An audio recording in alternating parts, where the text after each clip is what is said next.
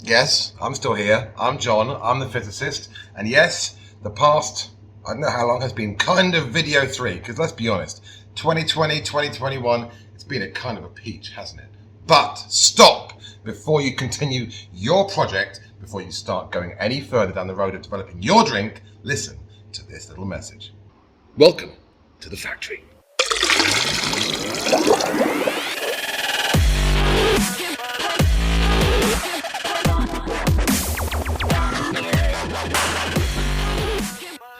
Now today, we're going to try a new way of enabling me to try and get some videos out to you by just talking. We'll see what happens. Now, one of the most common things we see here is somebody that has a product.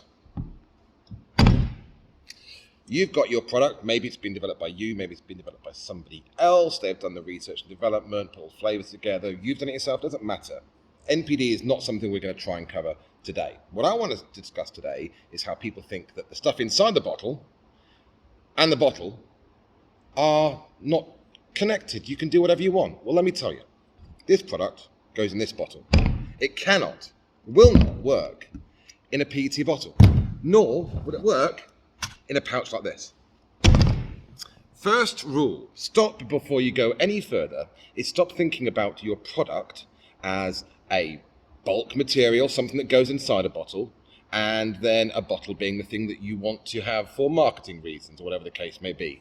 If you do that, you are on to a hiding to nothing, let me tell you. I cannot believe how many times people come to us thinking that, hey, they've had a product developed, it's been developed like this, it was developed for this reason, then we'll just put it into a different packet, different bottle, a different whatever, and it'll all be fine. It won't. It won't. The way it works is you need to think of your packaging and your ingredients, your bulk product, as one. They need to be developed and designed at the same time. This product needs to be pasteurized in bottle. It has to be. You cannot pasteurize in bottle in something like this.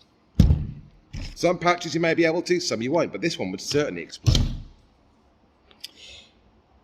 If you are going and getting your product developed, you need to consider what it was developed to go into and then do that thing. If not, you need to go back to the drawing board.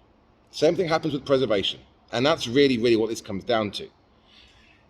If your product was developed for a pasteurization method, then you cannot chuck it just randomly into a PET bottle and think that's going to work. It doesn't work like that. You have to develop your preservation method with your ingredients as a process for your bottle. Do those together, it'll make your life easier. Do them separately, and someone may laugh at you. If you didn't know that, well, now you know, and hopefully you can make that decision correctly. It comes down to how it's going to be preserved. It comes down to the bottle handling facilities of your bottler, all sorts of things. But get those two things sorted together. And if you don't know what the options are, speak to a bottler that will take you. There's no point saying, hey, I want to have it in a pouch, but the minimum order is 100,000 pouches, when you're not going to be able to start off with that. You need to go find somewhere that can do the volume that you want to do with the money that you have, and then figure out what packaging for what product they can offer you, and then make sure your product is developed for that. And guess what? You may have to develop it twice. Seriously. So, take it from me. Don't screw up on this. You will hurt yourself if you do. Packaging, product, and preservation, think of them as one thing, one immutable, unchangeable thing. You change any of those, you may well have to go back to the drawing board on all three. Think of it that way, your life will be a lot easier, I promise you. This is me, John the Fizzacist, signing off. Until next time, which will hopefully be a lot sooner.